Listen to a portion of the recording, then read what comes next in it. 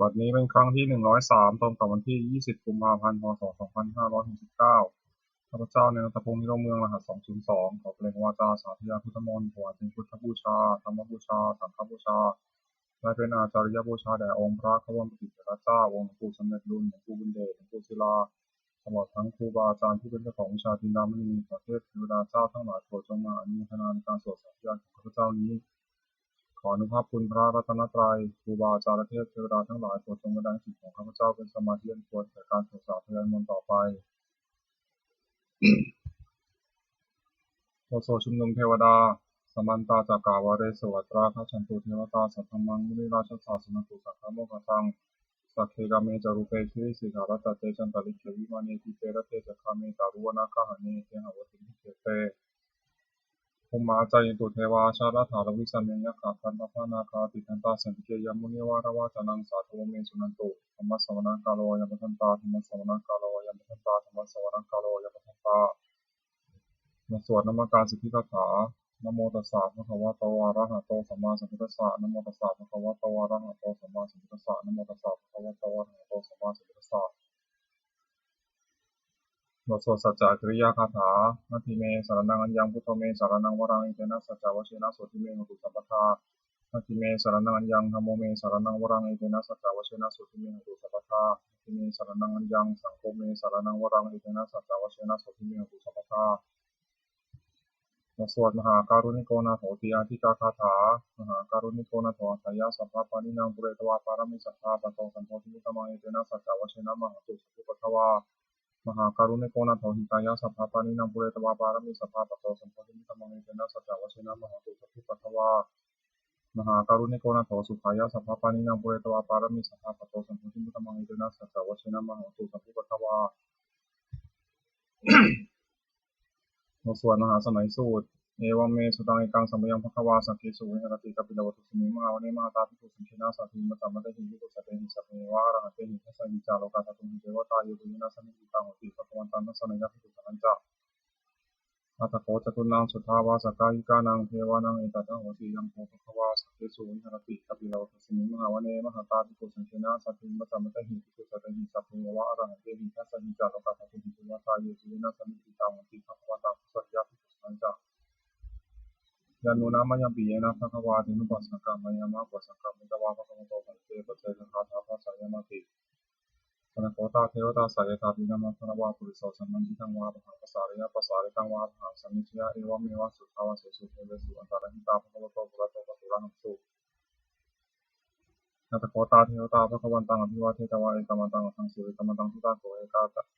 เทวตาภะคะวะโตสันติเกอิมังกะทังอะภาสิมหาสัมมโยปาวานะสมิงเทวกายาสมาคตาคตมะอิมังธัมมะสัมยังทิตาเยวะอปราชิตาสันติ อัตถโขปราเทวตาภควโตสังเกยิมกทังอาภาสิตตาทิโทสมาทังสุจิตังอัตโนสุกรรมตังสุชาลทิวะเนตันิทัติตวะอินทิยามิอรหันติตันติตาติอัตถโขอปราเทวตาภควโตสังเกยิมกทังอาภาสิเชตวะคีรังเชตวะบริทังทักิลังโอหัตมะเมชาเตจารังติสุขาวิมลาจักขุมตาสุขันตาสุสุนาคติอัตถโขอปราเทวตาภควโตสังเกยิมกทังอาภาสิวิจิตังสารนังคัตตเสนะเตชะมิสันติอปายภูมิปังหายะมานิสังหิเทวะกายังปริปุเรสันติติ อัตถโขภควาภิกขุมันเตสียภูเยนะภิกขเวทัสสะสุโลกาสตุสุเทวตาสมิงตังโหติตถาคตังพระสังฆภิกขุสังฆัจจะเยติเตภิกขเวหิสมาธิตัมมัทนังอรหันโตสัมมาสัมพุทธะเตสัมภิภควันตานังเอกปรมาเยวะเทวตาสัมมิติตาอิสงสัยสัพพิมหาเอการันติเยติเตภิกขเวทุสัมภิยนะตัมมัทนังอรหันโตสัมมาสัมพุทธะเตสัมภิภควันตานังเอกปรมาเยวะเทวตาสัมมิติตาภูริสันติสัยสัพพิมหาเอการันติอติสัมมิภิกขเวเทวะกายนามนิกิตายิสัมมิภิกขเวเทวะกายนามนิเทสิสัมมิภิกขเวเทวะกายนามนิ ตังสุนัตถะสัตตุกัมมนะสิกโรชาปาสิสัมมิติเอวะเมตติโกเตติโกภควะโตปัสสะสุมะควายตะโวจะสิโลกัมมนุกัสสามิยะทัพพุมาตัสสะสิตาเยสิตาคิเอขัพพลังปณิตตาสมหิตาปุถุสิหาวาสันยินานุมหังสาวิสัมโนทัตตะปัสสะทัพพิปัสสนามนาวิลาภิโยมัสสิเตยะตวามิเนกัปปิลวัตเวตะตวามติสัทธาสาวเตตุสเนระเตจิวะคัญญาคันตาเตชังคัมโภเตจาตะวะมะกรุสุนวะพุทธาสสนังเตสุปะตะโวทินังเตสัมปะตุระหุยานังอามนุสานัสสนังอเปยสตะมะตะตุสังฆสังฆัสสะตะริงสตังเอเก สหสานังมนุษย์สานามรสงฆ์เปเกนะสัมมาทังของวิสาสะพาพุทธาหงจันตสัพพังพุทธยาวะกิตวานาสุปมาตะโวามิติสัทธาสาวเทสัสมิงคเต เทวกายาพิณตาเตวิชานาคติโตเยวังหิตายิสันนิเทหินิโกโสสัตตสหัสสาวยะขาภูมาคปิลวัฏวันทิมโตชุติมตวันนวันโตยะสัจจิมะธรรมนาภิกรมปุนังสัจจิวนังชัสสหัสสาหิมวัตายะขานาตวนิโนทิมโตชุติมตวันนวันโตยะสัจจิมะธรรมนาภิกรมปุนังสัจจิวนัง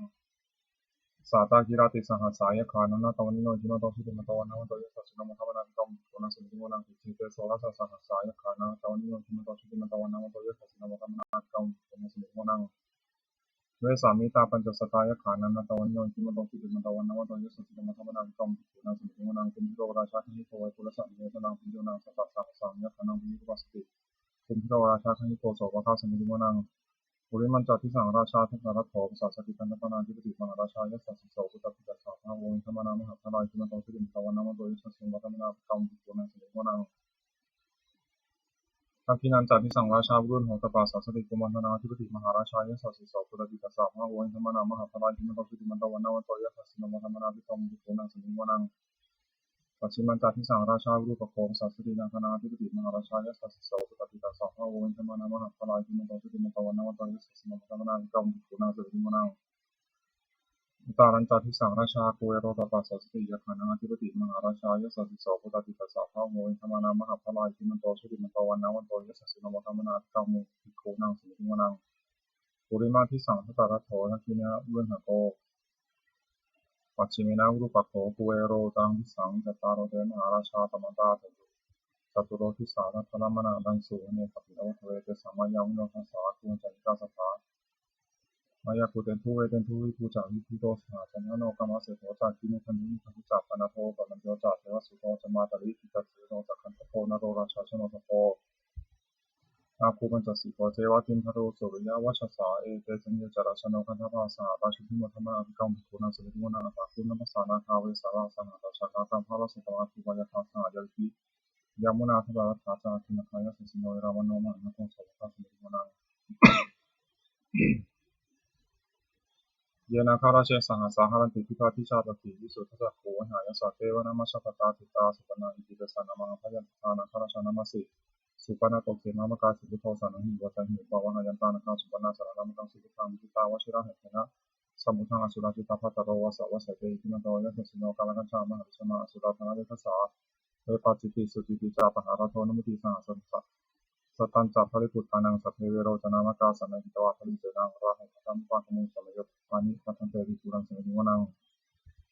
อาโปจเทวะปุถิจัตเทชวายโยตถาคโมรุณาวรุณเทวะสมโมจัยสัสสะหามิตากรุณกายิกาสุเทวายสุสิโนทัสเสเตทัสสะทากายสัพพินาตานิโนจิมันโตสุจิมันตวันนวันโตยสุสิโนมัตตมนาภิกรมปุนังสมิวนัง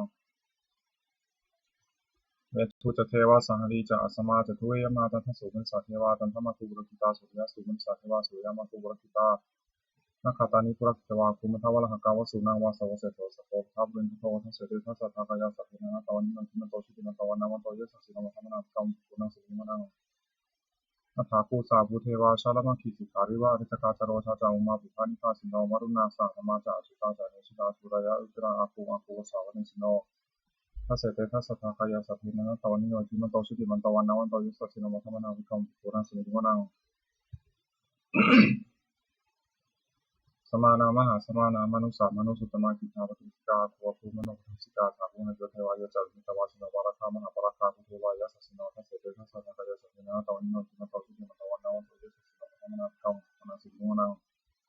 สุกาการุมหารุณาอาคุเวทนาสาสหะโอทาระเนหาปามุขาคุริวาวิจักนาสัพพมตังหารักษามิสกาเดยะสัสสิโนธนายังอาคาปจุนโยริสามิสติสิเตทัสสะทากายาสัพพินาตวันนิโนจิมันโตสุจิมันตวันนวันโตยสุสิโนมัตตมนาภิกรมปุนังสมิวนังเขมิยาตุจิตายามากัจจกาจายสัสสิโนสัมมิตกาลามัสเสถาชุติธรรมาสอาสวานิมานาราติโนอาคุวัฏฐาภูปรานิมิตาทัสเสเตทัสสะทากายาสัพพินาตวันนิโนจิมันโตสุจิมันตวันนวันโตยสุสิโนมัตตมนาภิกรมปุนังสมิวนังสัพเพเทวานิกายาสัพเพนานาตวันนิโนนามันวายนาคันจุเยจันเยสัติสาสหะพระวุฒาสริมจีรังปริธรรมนาสวังคิโมคตารังนาคังจันทวัสสะตังสุธรรมาปรมัตโตจักอุตตาอิติมโตสาสนังกุมารติโสจักโสภาคาสมิติวนังสัสสะพระมาโลกานังมาพระมาพิติกติอุปปันโนชุติมันโตปิสมากายโยยุสัสสิโสทัสเสถาอิสราภูปเจกวัสสวัติโนเตสัญจามัชโตอาคังริโตปะเทวริโต เตจะสัพเพอทิกันเตสินทิเทเวสัพพมะเกมาลเสนาธิกามิปัสสะกานาสามัติยังเอตากานาสัพพันธาราคินะพันธมัทโวสมัตตาปฏิวาริตามาวงมุสิกาโกตินังอิติตาธามาชิโนกันหาสินาเปสีปานินาตระมหัจจสังกัตวานะเพระวังยะถาภวุสโกเมโตธนายันโตสวิสุโตตถาโสปฏิภาวติสังคุโตเสนวเสกันจัสสังมิยะวะวะคิตวานะจัตมาตโตอมติสัทธาสาวะเกสัสเนระเทมาลเสนาธิกันตาเตวิชนะโตเตจาตปามะกรุสุตวาพุทธศาสนังตารักขิปุกามุนิสังนุติเชยงสัพเพวิชิตาสังฆามาภิยาลิตายะสัสสิโนโมทันติสังคุเตมิสาวกาเตชนิสุตติบทสวดจุลชยภกรนโมเมพุทธเตชะสารัตนัตยะธรรมิกาเตชะประสิทธิประสิทธิวานารายะปรามิสุราสิทธิธรรมาจติธาตัจจตุโลกาคัมภีรัตกาสมุทาภูตุงคังคาจัสสัทธรรมชยประสิทธิวันตุเตชยชยธรณีธรณีอุปติอุปตินันทินาทีชยชยขปนคนนิสัยนาเสสนามิราชพนาชีชยชยกัมภีรสตินาเกณนาทีติสาสตุตาการิชยชยติมิตารพีชยชยสิทธิสุทธานมุขาชาชยชยวุณมุขาสาตราชยชยตัมปาตินังคาตุระขันโตชยชยคัตุปนตุโรสุการะพุทธังสีหะเนคติปาชยชยวุณมุขายตาชิตาชิตาเสนาในกุณสุทินารดีชยชยสุภาสชีวิชยชยธรณีตาเลสัทธาสุชยชยชยธรณีสัมมิสัทธาชยชยมังคารัญญาโภเคชยชยวรุณยัตเถชยชยรัพเสสุรพุชเตชาชยชยพรหมเมนทนาชยชยราชาธิราชชัยชยชยชยชยปฐวินสัพพังชยชยอรหันตาปเจกบุตรสาวังชยชยมหิสุโรหโรหริเทวา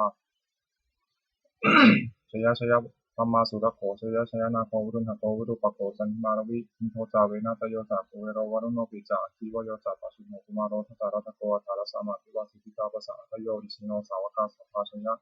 รามโมพันตุเตชยธรรมจักสังโฆจักสัพพะโรจักเชตังอิเตนะชยติชนะชยสุติพันตุเตเอเตนะพุทธเตชนะโหตุเตชยมังคลังชโยปิพุทธศาสริมโตอายามรสาตตะวิมโตกราชโยโคสยมติมติปโมทิตาเชตถาธรรมคณามิสิโน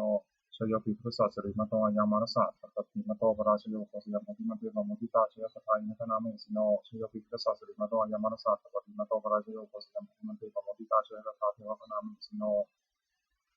ชโยปิพุทธศาสริมโตอายามรสาจัปปิมโตกราชโยโคสยมติมติปโมทิตาเชตถาสุปนคณามิสิโนชโยปิพุทธศาสริมโตอายามรสาจัปปิมโตกราชโยโคสยมติมติปโมทิตาเชตถานาคคณามิสิโนชโยปิพุทธศาสริมโตอายามรสะจาปฏิมาโตปราชโยโคสยามพุทธิมิเทปโมทิตาชยตถาสัพพมคณามิสิโนชยันโตปิยมุนิสักยานังนันติวัฒโนเอวังตวังวิชโยโหหิชยสุชยมังคะเลอปราชิตาปนังเกสิเสปฏิปโภคเรติสังเกสัพพุทธนาคาปโตปโมทติสุนัขตังสุมังคลังสุปปะตังสุติตังสุขโนสุมุตโตจัสุขังพระมาจาริสุปัทกินังกายกัมมังวาจากัมมังปัทกินังปัทกินังมโนกัมมังปัทกิเตปัทกินาปัทกินามิกัตวานาลปัทเตติเน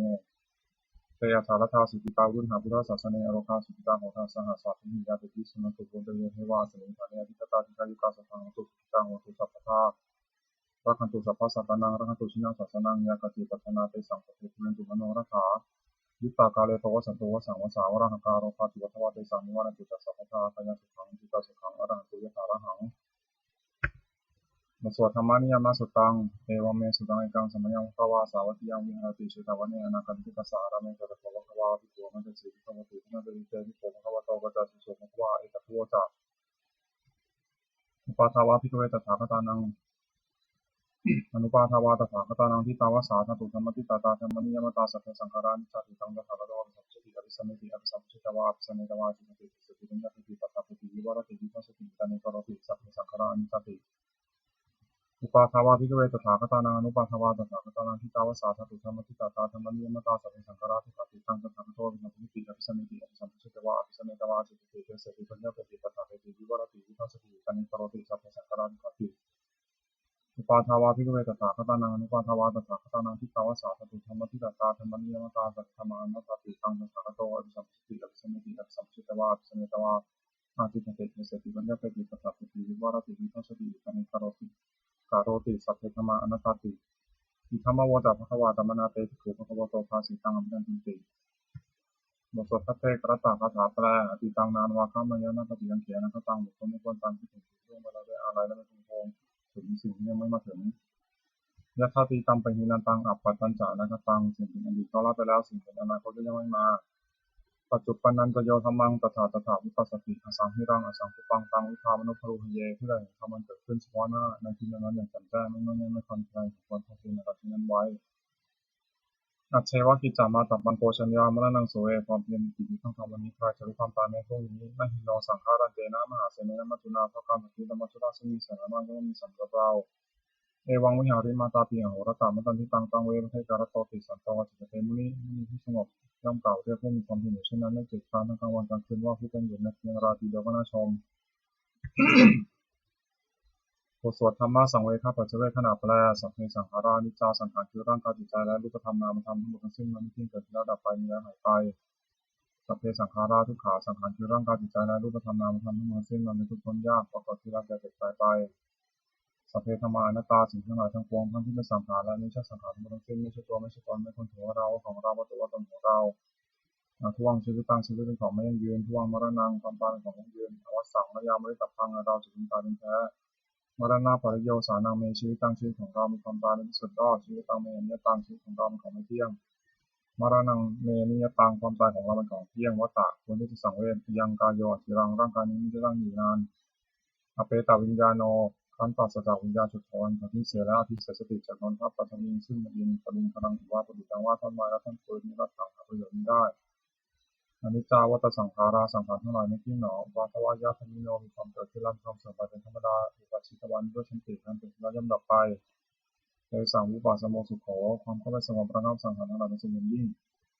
สัพเพสัตตามรณติจาสัตว์ทั้งหลายทั้งปวงกำลังตายอยู่มริสุจากมริสเลที่ตายแล้วและกำลังจะตายและเทวะหังมริสานี้เราก็จะตายอย่างนั้นเหมือนกันนะที่นี้เอกสังขยอความสงสัยในความตายนี้ไม่มีแก่เราเลยมาส่วนเมตตายังกิจิกุศลังกัมมังสัพพิหิทัตเตหิกตังปุญญังโนอนุโมทนตุสุนันตุวันเตเยเทวะสิริธานิยทิตาทิคันกาสัพพังตุสุขิตังตุทุกขาปุญญตุ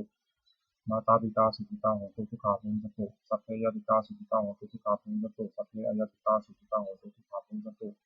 สัพเพติสาสัพเพยถาสัพเพเปตาสุขิตังตุทุกขาปุญญตุสัพเพอจาริปัจฉยสุขิตังตุทุกขาปุญญตุ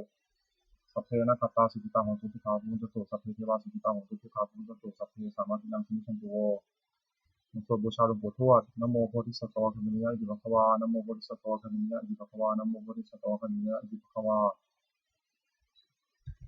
ปฏิภาณคาถายาเทวตาสันติวิหารวาสนีทุเวทะเลโพธิทะเลตหินตาธรรมะตานินาโพสุปุชิตาโสถิงกรณดิทาวิหารามันทะเลเทราจมชานวกาจพิโทสารามิกาธนปฏิวาสกาคามาติสานิวาติสาราสปานุพุตาสุขิตาพุทธิเต